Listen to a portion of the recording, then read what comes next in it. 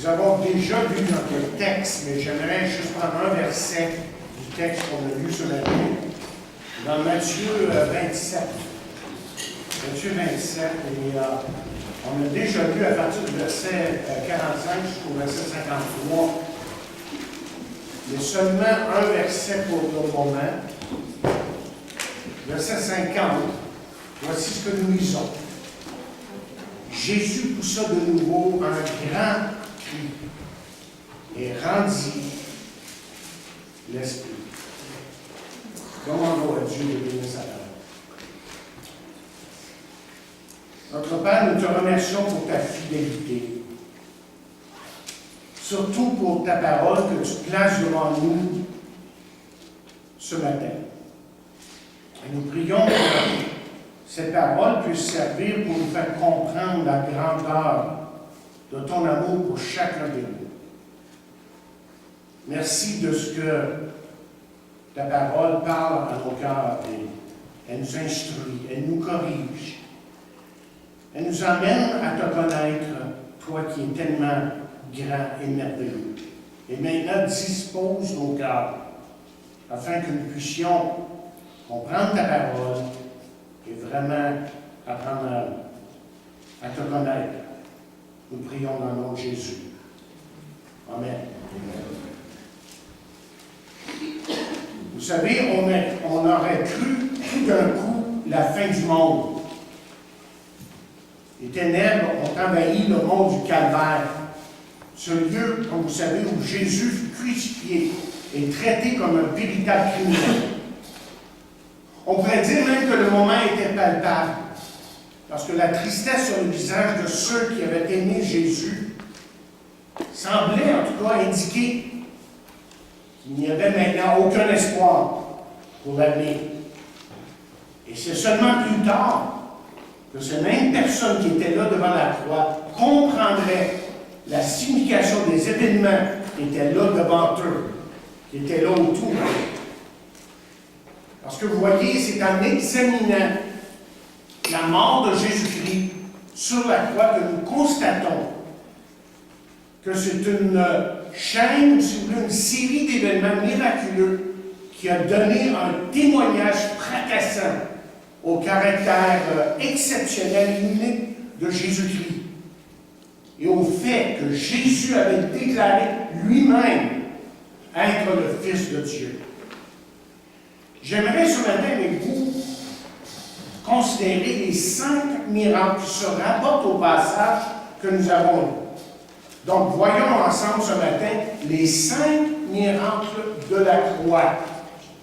D'abord, il y a la noirceur miraculeuse. Comme quelqu'un a écrit, il est possible de minimiser l'importance de l'obscurité qui a eu lieu de midi à 15 heures. Un événement qui est pourtant relié à la croix, riche en signification, et qui est un concept important à travers les Écritures, de la Genèse à l'Apocalypse. Saviez-vous que les mots obscurité et lumière apparaissent au moins, à peu près, 390 fois dans les Écritures? Donc, ce n'est pas sans raison que le premier geste que Dieu a posé dans la Genèse a été de créer la lumière pour retirer l'obscurité. Permettez-moi de vous donner un arrière-plan pour que vous compreniez bien, pour que vous compreniez bien ce qui se passe à ce moment précis, lorsque Jésus est là sur la croix. D'abord, 6 jugements ont été prononcés contre Jésus. 3 juifs et 3 jugements romains. Et Jésus avait été illégalement condamné et donné aux soldats romains pour être crucifié entre 2 brigands. Vous le savez ça. Barabbas, lui, il avait été libéré parce que Pilate avait tout simplement cédé au cri de la foule juive. Voici maintenant l'agneau pur et innocent de Dieu qui se tient devant la foule, chers amis, et qui prend la place de notre Père. Et la Bible nous dit que Jésus-Christ fut cloué à la croix à la 3e heure, c'est-à-dire 9 heures du matin. Et ça a été, voyez, un temps de grand contraste parmi beaucoup d'activités qui avaient lieu autour de la croix. Vous vous rappelez, il y avait par exemple les soldats qui se partageaient et qui tiraient au sort ses vêtements, tout en se moquant de lui. Et comme les autres qui étaient là, autour de la croix. Essayez de vous imaginer la scène un peu. Comme les autres, ils secouaient la tête et hurlaient des blasphèmes, des obscénités abusives à Jésus. Tandis que celui-ci, Jésus lui-même, était suspendu à la croix pour leurs péchés, parce qu'il était suspendu là aussi pour nos péchés. Mais ces heures-là, lorsque Jésus était sur la croix, étaient très intenses pour lui, le Seigneur. Heures d'activité qui, encore une fois, contrastaient terriblement avec celles de ses ennemis. Et bien que Jésus souffert horriblement par la main des hommes, vous savez quoi? Quand Jésus était sur la croix, il pensait plutôt aux autres qu'à lui-même. Et ça a été là, au cours de ces 3 premières heures de lumière, que Jésus a prononcé ces 3 premières paroles. Et on en a parlé il y a 2 semaines de ça. Mais je veux repasser certains points ici. Je veux qu'on considère d'abord les premières paroles de Jésus. Parce que vous voyez, littéralement, Jésus-Christ intercédait là. On pourrait dire, et oui, il faut le dire, parce que c'était comme ça, à haute voix pour ceux qui le crucifiaient. Et qu'est-ce que Jésus répétait continuellement, là sur la croix? Et comme l'indique le texte original grec, Jésus disait, pas juste une fois, mais à plusieurs reprises, Père, pardonne-leur, parce qu'ils ne savent ce qu'ils font. Père, pardonne-leur, car ils ne savent ce qu'ils font. Père, pardonne-leur, car ils ne savent ce qu'ils font. Et pour les Juifs, eux, c'était œil pour œil. Pour les Romains, c'était une vengeance envers le Dieu des Juifs. Et ensemble, ces hommes l'ont cloué à la croix, ils ont craché sur lui, ils l'ont battu, ils l'ont accusé de faux délits, ils se sont moqués de lui. On l'a frappé au visage jusqu'au point où son visage était méconnaissable, selon ce qu'on lit dans Ésaïe 52, verset 14. Mais Jésus, vous l'avez entendu, Jésus a continué à dire, à répéter, Père, pardonne-leur, car ils ne savent ce qu'ils font. Et remarquez que Jésus n'a pas dit, pardonne-moi, mais il dit, pardonne-leur. Parce que lui, évidemment, était pur, sans tache, sans péché. Ce qui veut dire ici que lorsque Jésus-Christ était sur la croix, que Jésus-Christ connaissait la raison et le but de sa mission. Jésus, autrement dit, savait, chers amis, qu'il était venu mourir pour les péchés des hommes, pour qu'ils soient pardonnés. Et c'est pour ça que Jésus-Christ a prié, Père, pardonne-leur car ils ne savent ce qu'ils font. Et c'était en fait une requête, écoutez bien, une demande même, je dirais, pour que leurs péchés, nos péchés, retombent sur lui. Et sur la croix, Jésus était là en quelque sorte, si je peux le dire ainsi, pour assumer leur dette et notre dette. Dans la deuxième parole de Jésus, nous le voyons personnellement concerné. Lorsqu'il écoute et répond aux pleurs d'un criminel, rappelez de ce criminel qui était suspendu à côté de lui. Et Jésus lui donne l'assurance de son salut. Le salut que lui-même, Jésus, allait payer là sur la croix dans les instants même. Et à ce criminel, vous savez ce qu'il va dire? Il va dire, aujourd'hui même, tu seras avec moi dans le paradis. Et ça, c'est encore la bonne nouvelle aujourd'hui. C'est encore la bonne nouvelle qu'on veut communiquer aux hommes autour de nous. Jésus est le chemin, la vérité et la vie, et vous ne trouverez pas ça nulle part ailleurs. Enfin, dans sa troisième parole, Jésus-Christ reconnaît la présence de sa mère. On en a parlé il y a quelques semaines. Et Jésus reconnaît aussi la présence de son disciple qui lui était fidèle, Jean, à qui il recommande de prendre soin d'elle. Et vous avez peut-être noté que Jésus-Christ n'appelle pas Marie mère, mais femme. Il n'y a aucun doute que Marie était la mère de son humanité. Mais comme elle se tenait là, devant la croix, elle n'était qu'une femme qui, comme tout autre, tous les autres qui étaient là, devaient croire en lui pour être sauvée. Elle avait besoin, autrement dit, comme les autres, un sauveur. Et ça, elle le reconnaît. Chers amis, d'un côté, les 3 premières heures étaient remplies, d'un côté de la médaille, là, les 3 premières heures, lorsqu'il fait clair, ces 3 premières heures étaient remplies de haine, de rejet, de moquerie, de cruauté. Mais de l'autre côté, la médaille, si vous voulez. Okay? Ce fut des heures qui ont manifesté littéralement l'incommensurable amour de Dieu. C'est-à-dire que cet amour-là de Dieu qui était comme exécuté sur la croix était sans mesure. Il ne pouvait pas y avoir de plus grand amour. C'était aussi des heures où c'était marqué par des heures d'intercession, de miséricorde de la part de celui qui était là sur la croix. Il est maintenant midi. Le soleil est haut dans le ciel. Et soudainement, ce que nous apprenons du texte que nous avons lu ce matin, c'est qu'une obscurité totale et complète envahit la terre, accompagnée d'un lourd silence.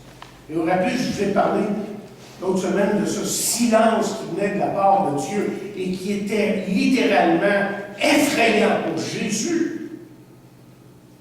Bien, selon le grec, l'obscurité fut soudaine. C'est comme si littéralement quelqu'un avait éteint une lumière, tout d'un coup. Et tout le monde, évidemment, qui était là, était saisi par le moment. Et on peut croire là, que le langage abusif est maintenant disparu. Plus de hochement de la tête, et plus de sarcasme, de raillerie, de moquerie. Seulement horreur, qui pourrait sembler être là. L'étonnement, la stupeur, la peur, la suspense et le murmure anxieux de ceux qui regardaient ce qui se passait autour d'eux. Pouvez-vous imaginer l'effet de cette obscurité soudaine, le fait noir de tout d'un coup, au beau milieu de la journée, sur ces gens? Alors la question est bien simple. D'où venait cette obscurité? Et qu'est-ce qui l'a provoqué? Certains pourraient penser que c'est une éclipse. C'était le temps de Pâques, évidemment, et donc la pleine lune. Suivant ce que j'ai lu, ce que j'ai trouvé en fouillant un peu, c'est qu'une éclipse était impossible à ce moment-là. Une éclipse, vous voyez, n'apparaît jamais aussi soudainement que cet événement se produit. Et une éclipse ne dure pas 3 heures de temps. Jamais 3 heures. Ensuite, d'autres peuvent dire que c'est un phénomène naturel. Est-ce qu'une telle obscurité peut être associée, par exemple, à une éruption volcanique ou un tremblement de terre? Possible, mais peu probable. Cette obscurité, voyez, a couvert la terre et fut soudaine. Et de plus, il n'est pas question de tremblement de terre jusqu'à temps que Jésus meure. Là, on en parle. Certains diront, Et si c'était une couverture de nuages noirs qui aurait soudainement couvert la terre? Ou peut-être, dira-t-on, que c'était une énorme tempête de sable. Encore une fois, cela est peu probable à cause de la soudaineté. C'était tellement soudain. L'événement est arrivé d'un instant à l'autre. Donc, la seule réponse possible, voyez, à cet événement était, je vais dire comme ceci, une éclipse miraculeuse. Okay? Dieu, le Créateur, qui a placé le soleil, la lune, les étoiles et les planètes aux endroits où ils sont, a causé lui-même cet événement. Et en tant que miracle, peut-être qu'on ne comprend pas. Ce qu'on voit, c'est les conséquences. Et ce qu'il y a derrière ça. Parce que vous voyez, par-dessus tout, cette obscurité ici est une intervention majeure et un geste symbolique de la part de Dieu. Dieu, comment dit, chers amis, est en train de parler là. Écoutez, à travers les Écritures, Paul utilise Dieu plutôt. Paul sûrement en parle, effectivement. Mais Dieu utilise l'obscurité comme un véhicule à travers lequel il exprime la vérité à leur péché. Dieu est en train de lui dire quelque chose. Et dans Proverbe 4e chapitre, verset 19, nous lisons ceci. La voix des méchants est comme les ténèbres. Ils n'aperçoivent pas ce qui les fera tomber. Mais parlons pour un instant de cette obscurité. L'obscurité, vous voyez, démontre d'abord que Dieu est pur et que Dieu ne peut pas supporter la vue du péché. C'est pour ça que Christ a subi la colère de Dieu à cause de la sainteté de Dieu et du péché des hommes. Il l'a subi sur lui. Et on peut lire dans Ésaïe 53, verset 4, c'est pas bon. Cependant, ce sont nos souffrances qu'il a portées, c'est de nos douleurs qu'il s'est chargé, et nous l'avons considéré comme puni, frappé de Dieu et humilié. Mais il était blessé pour nos péchés, brisé pour nos iniquités. Le châtiment qui nous donne la paix est tombé sur lui. Et c'est par ses meurtrissures que nous sommes guéris. Nous étions tous errants comme des brebis. Chacun suivait sa propre voie. Mais voici le clé de verset clé. Et l'Éternel a fait retomber sur lui l'iniquité de nous tous. Et les Écritures enseignent aussi concernant un jour d'obscurité qui vient, qui s'en vient. On en a parlé il y a quelques semaines de ça, dans 1er Thessaloniciens. Le jour du Seigneur, le jour de l'Éternel. Et voici ce que nous lisons. Voici le jour de l'Éternel arrive, jour cruel, jour de colère et d'ardente fureur, qui réduira la terre en solitude et en exterminera les pécheurs. Dans les étoiles des cieux et leurs astres ne feront plus briller leur lumière. Le soleil s'obscurcira dès son lever, et la lune ne fera plus luire sa clarté. Je punirai le monde pour sa malice et les méchants pour leurs iniquités. Je ferai cesser l'orgueil des hautains, et j'abattrai, nous dit la parole de Dieu, l'arrogance des tyrans. Mais enfin, l'obscurité. Donc, il est question ici. Si elle nous dit quelque chose, okay, c'est qu'elle est aussi utilisée dans la Bible au dernier jugement, c'est-à-dire au grand trône blanc. Lorsque tous ceux qui auront rejeté Jésus-Christ seront rejetés ou jetés dans les ténèbres. Et voici ce que nous lisons. Et les fils du royaume seront jetés dans les ténèbres du dehors, et il y aura des pleurs et des grincements de dents. Écoutez, ces ténèbres qui ont tombé, qui ont soudainement tombé sur la terre, cachaient en réalité ce que l'homme était incapable de voir et de vraiment saisir. Le fait que Jésus portait sur lui le terrible châtiment de nos péchés.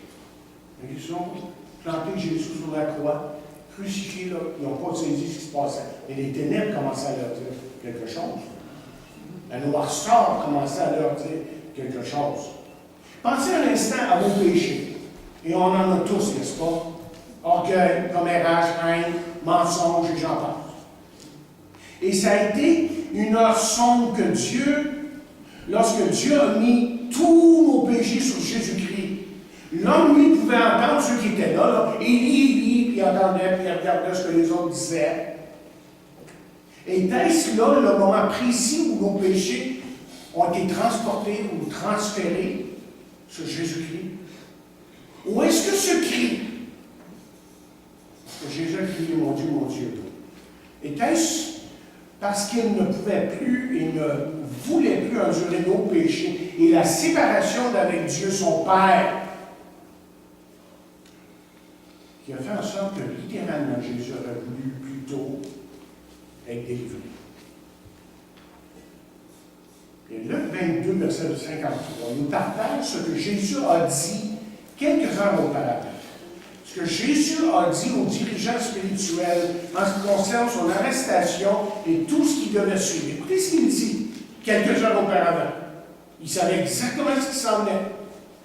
Il dit, j'étais tous les jours avec vous dans le temple et vous n'avez pas mis la main sur moi. Mais c'est ici votre âme et la puissance des ténèbres. C'est ici votre âme. Maintenant, vous pouvez agir parce que je vous en donne droit. Point à la main et pas avant. Et Jésus, lorsqu'il est venu dans ce monde, comme vous le savez, est venu en tant que lumière pour éclairer le monde, mais l'humanité, les hommes en général, ont tourné le dos à la lumière, et c'est pour ça que nous lisons. Et ce jugement, c'est que la lumière étant venue dans le monde, les hommes ont préféré les ténèbres à la lumière, parce que leurs œuvres étaient mauvaises. Les Juifs, vous voyez, ont eu deux procès cette nuit-là. Une procédure tout à fait illégale, selon la loi juive, qui consiste à accuser faussement le Sauveur et à trouver une raison pour le tuer. Selon la loi, il était interdit de faire ça le soir, et c'est là qu'ils l'ont fait. Mais voyez, ce procès, le procès que Jésus a subi devant les Juifs et devant les Romains, évidemment, a révélé tout simplement les vraies intentions et la noirceur qui se trouvait dans leur cœur. La noirceur qui se trouvait dans leur cœur. C'est ça que ça a révélé. Et ensuite est venu évidemment le procès romain. Autre traversée de justice. Et celle-ci se passait en plein jour, cette fois-ci, avec les moqueries, les insultes, gestes qui démontraient la noirceur de l'âme humaine, encore une fois, et aussi la vraie raison pourquoi Dieu a envoyé son Fils mourir sur la croix. Puis est arrivée l'obscurité. Et pendant que celle-ci, cette obscurité-là, donnait une image juste que Dieu condamne, lui, le péché, Dieu n'est pas ami du péché. Aucun péché.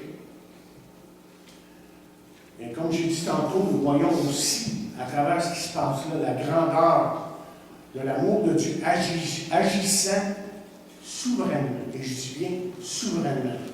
C'est lui qui l'a décidé. Et c'est lui qui l'a promu sur lui. Mais on voit justement la grandeur de l'amour de Dieu agissant souverainement dans l'histoire pour nous délivrer de la noirceur du royaume de Satan, du péché et de la mort.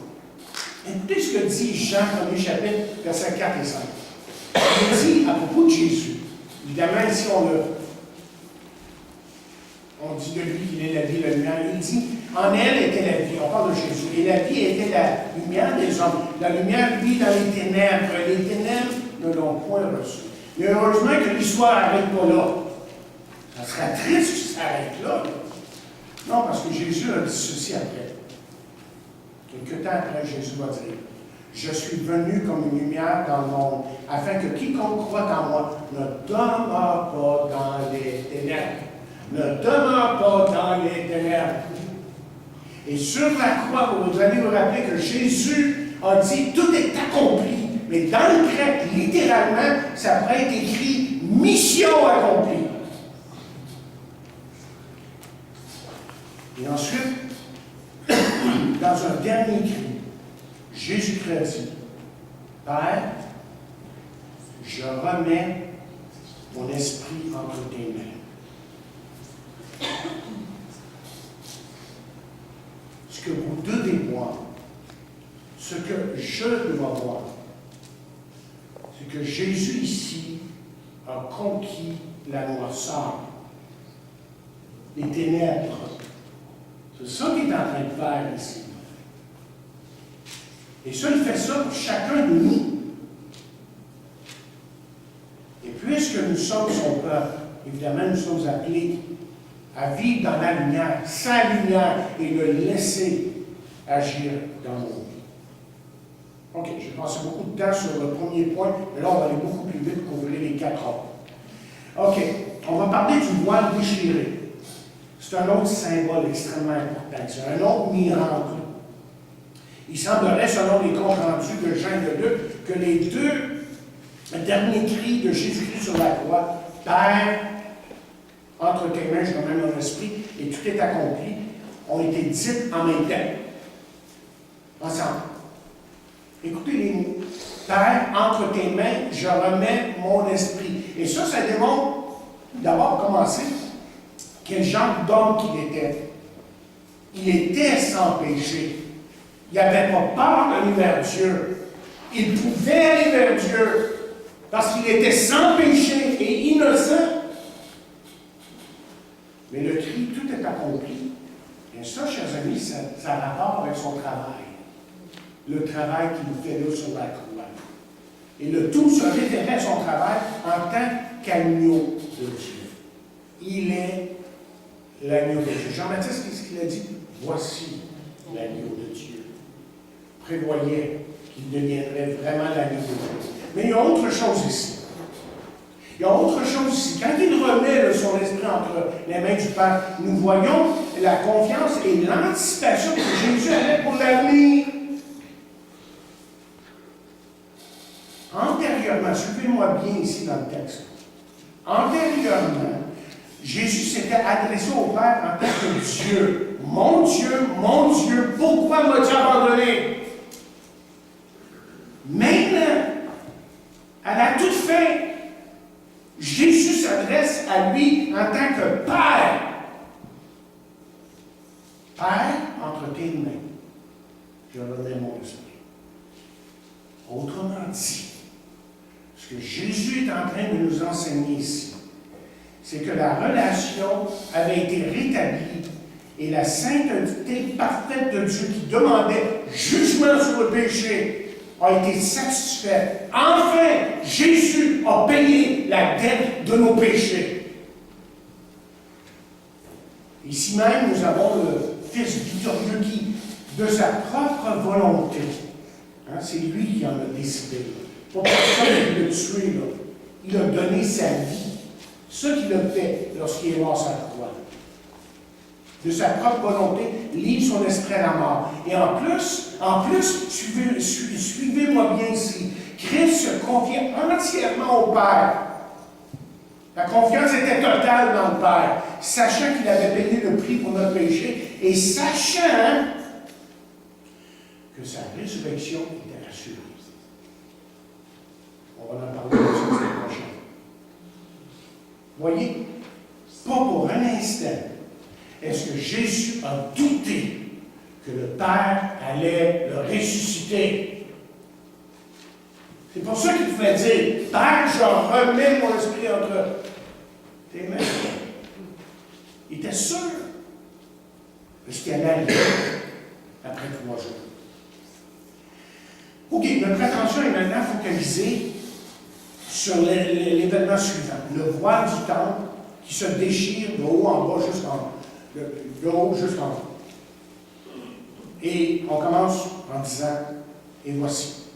Mais le voici ici est destiné à attirer notre attention pour nous montrer que ces miracles qui ont lieu, okay, sont les signes authentiques de Dieu qui ont été accomplis. Et à ce moment même, dans le but de mettre une emphase sur ces événements et la mort de Jésus. Et chaque miracle ici a sa signification qui lui est propre et nous raconte son histoire en relation avec les résultats et la signification profonde de la mort de Jésus-Christ sur la croix.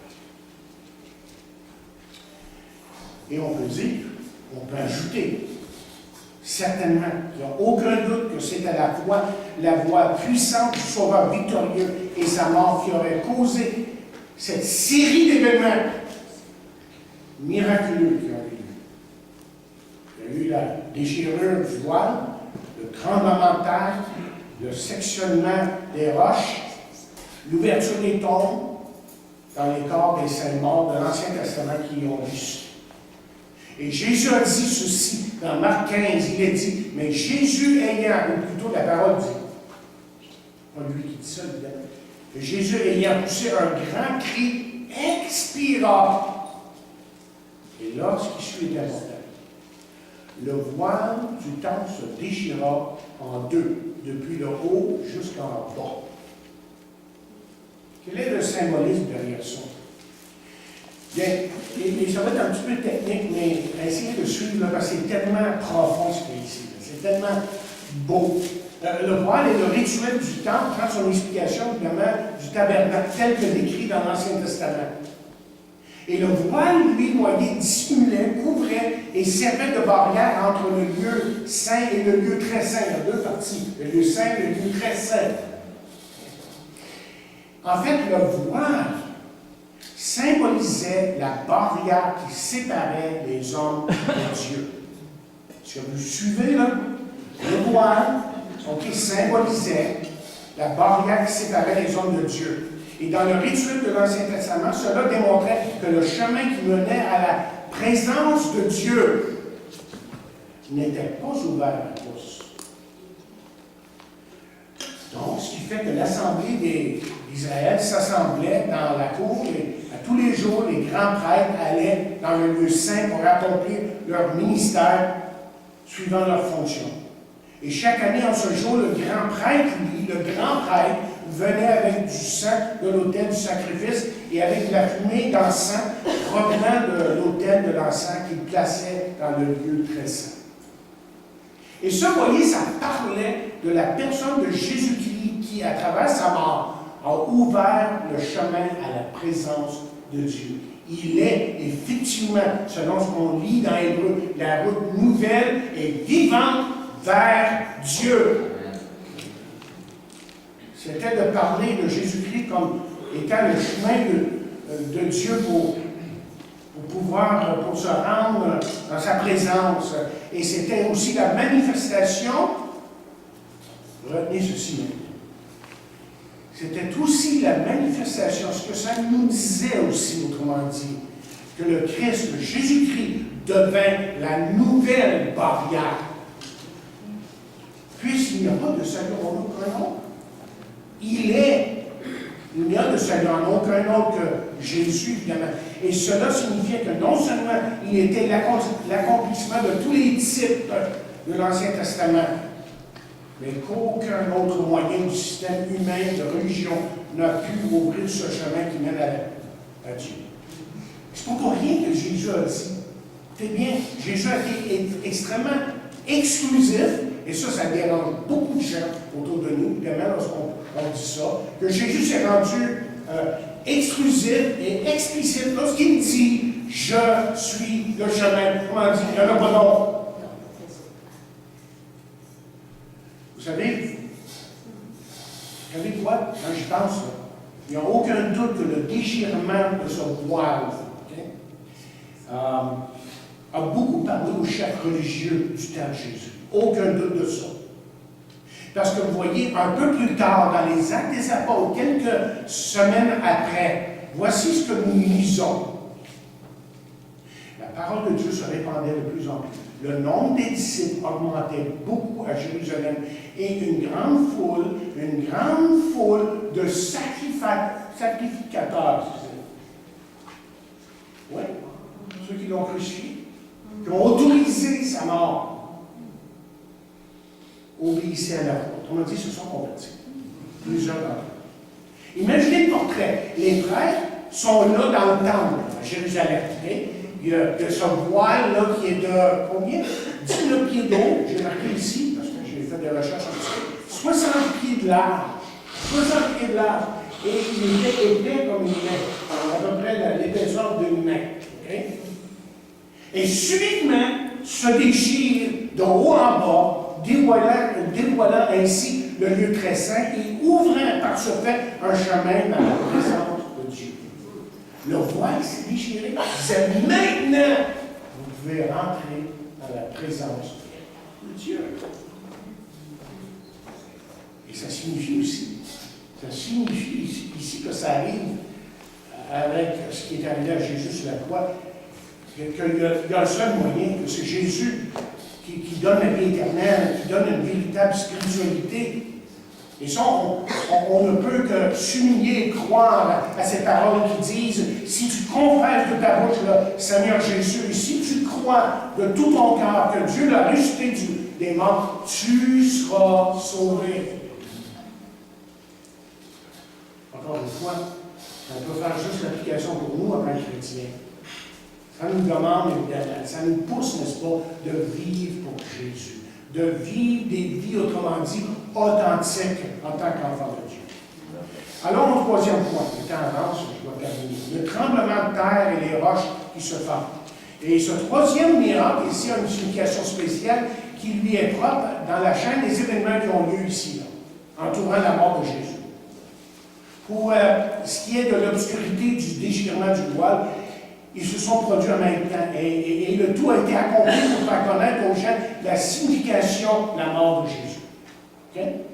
Et comme je l'ai dit auparavant, c'était la puissante voix du Sauveur victorieux, souffrant, qui déchira le voile, secoua la terre, brisa les roches et ouvrit les tombes. Mais le tremblement de terre ici, le tremblement de terre, lui, qui a eu lieu à la mort de Christ, est une manifestation ici, écoutez bien, de la volonté et de la puissance de Dieu. Et le tremblement de terre, comment dire, a été un événement éclatant.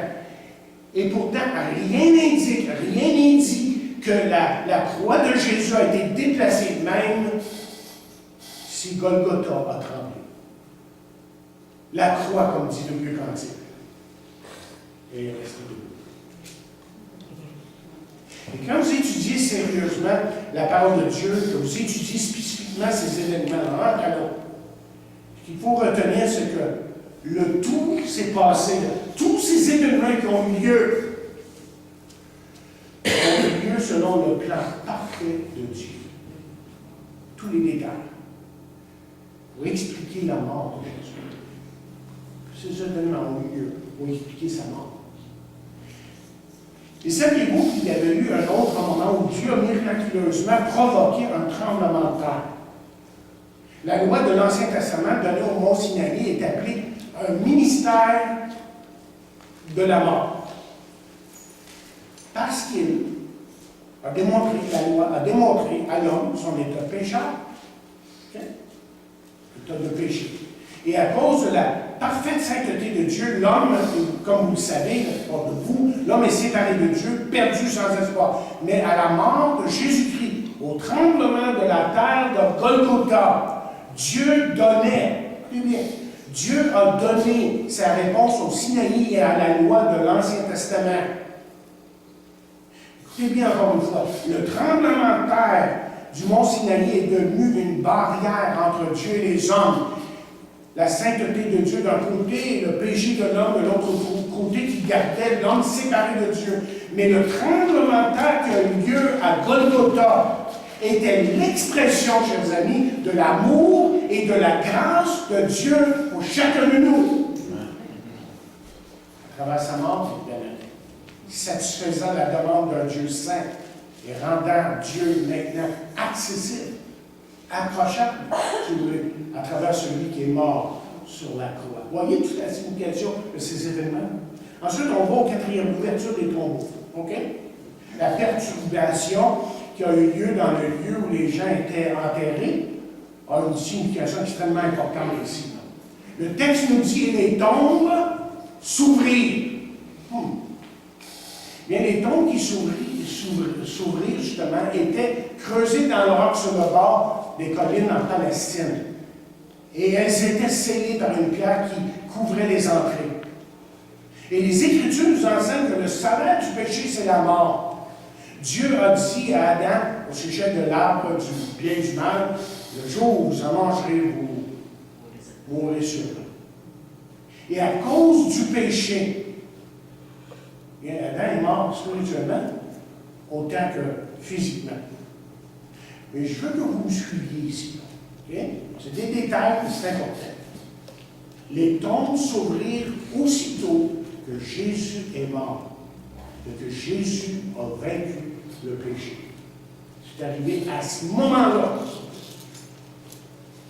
Parce que, vous voyez, par le seul acte de désobéissance d'Adam, selon Romains 5, vous avez l'explication, sont venus le péché et la mort sur tout ce qui existait. Mais par le seul acte de Jésus à la croix est venue, quoi? La vie. Une chose qu'il a fait, et ça apporte la vie aux hommes. Écoutez, les tombes s'ouvrirent le vendredi saint, le vendredi, après-midi, juste après Adam, je devrais dire, le sabbat. Justement, à l'heure que les animaux étaient égorgés. À l'heure que les animaux étaient égorgés. Il y a un commentaire qui se lit comme suit. Il dit, parce qu'aucun travail n'était permis, les tombes ne purent être fermées, ce qui a eu pour résultat que les tombes demeurèrent ouvertes toute la journée du samedi, comme une merveilleuse exhibition de l'effet causé par la mort de Jésus-Christ. Vous savez, chaque année, à Montréal, il y a le salon de l'auto. Je pense qu'on va chanter février autour de l'auto. OK. Et des milliers de gens vont voir les autos, évidemment, et c'est une exhibition gigantesque. Hein? C'est gros, cette affaire-là. Ça fait des années que je parle. Je suis allé une fois. Et sans aucun doute que les tombeaux ouverts ont étaient sur une exhibition gigantesque, magnifique. De quoi? La puissance de Dieu. De la victoire dont son Fils Jésus-Christ sur le péché et la mort. Avez-vous saisi? Les tombeaux vides. C'est bien là. Les tombeaux vides disaient que la mort est maintenant vaincue. Cinquième et dernier. La résurrection de beaucoup de saints qui étaient morts. Et cette résurrection n'a pas eu lieu pour tous les saints, évidemment, on a dit, les croyants. Parce que ça contredirait ce que disent les Écritures dans Daniel 12 et 1 Corinthiens 15, la question de l'enlèvement, tout ça, on n'a pas le temps de rentrer dans ça. Mais à la lumière de ces passages, beaucoup d'enseignants et d'étudiants de la Bible croient qu'il était possible, probablement, qu'ils étaient probablement des corps terrestres qui verraient de nouveau la mort. Ça n'était pas une résurrection, comment dire, comme celle de Jésus. Ce qui voudrait dire qu'ils mouraient deux fois, qu'ils allaient mourir deux fois, comme Lazare. Oui? Lazare a été ressuscité, il est mort à nouveau.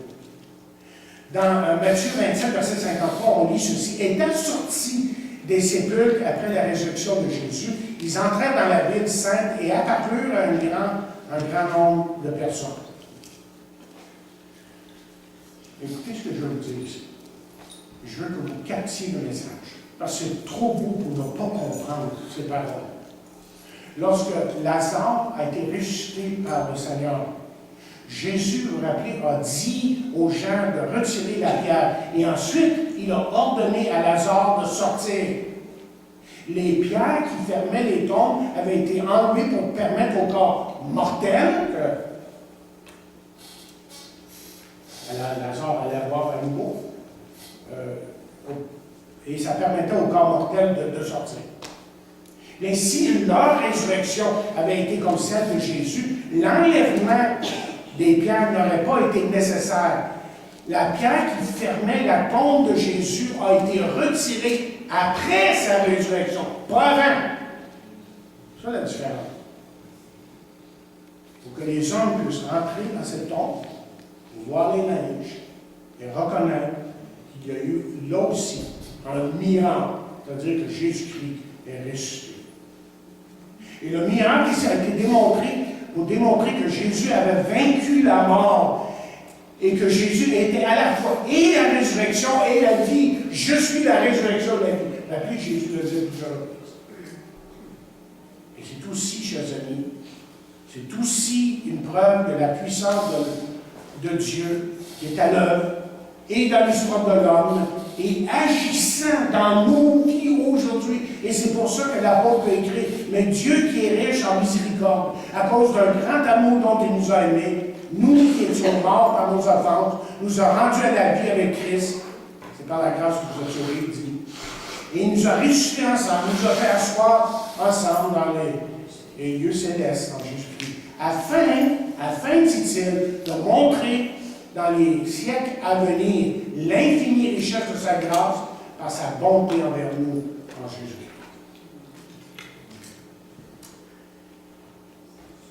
Ces 5 miracles nous montrent, chers amis, que la mort de Jésus, ce n'est pas un accident. Ce n'est pas un accident par coup. C'était vraiment voulu de Dieu. Et permettez-moi l'expression tant aimé par Dieu. Hein? Et nous avons le privilège, nous, d'ouvrir la parole de Dieu aujourd'hui, d'étudier, de comprendre que Dieu a parlé par ces événements. Et que la croix, le message de la croix, qui est le seul message qui est valable aujourd'hui, continue à parler aux gens. Elle continue à dire aux gens qu'ils n'ont pas à vivre éloignés de Dieu, loin de Dieu, dans les ténèbres, mais qu'ils peuvent avoir accès à un Dieu qui est généreux, qui est gracieux, qui est merveilleux, et qui veut, pour chacun de nous, donner un sens à notre vie, à notre existence. Parce que sans Jésus, il n'y a pas de raison pour vivre. Mais avec Jésus, on a tout à garder. Mais il y a autre chose. Ces miracles nous montrent que Dieu, voyez, pour vous et moi, là, surtout ce matin, en terminale, que Dieu n'a pas fini. Que Dieu a un grand travail à faire dans nos vies et que nous pouvons compter sur sa présence et qu'il fait de merveilleuses choses dans nos vies et qu'il est toujours avec nous et qu'il va revenir. Entre-temps, ce que Dieu nous demande, ce que Jésus nous demande, on peut référer à plusieurs passages, Jean 15, 1er Jean, c'est de demeurer en lui, c'est vraiment chercher sa présence et vraiment s'humilier devant lui et vraiment compter sur lui pour que sa gloire et sa puissance puissent se manifester dans chacun de nous. C'est ça que Dieu veut pour chacun de nous. Amen. Que Dieu bénisse abondamment.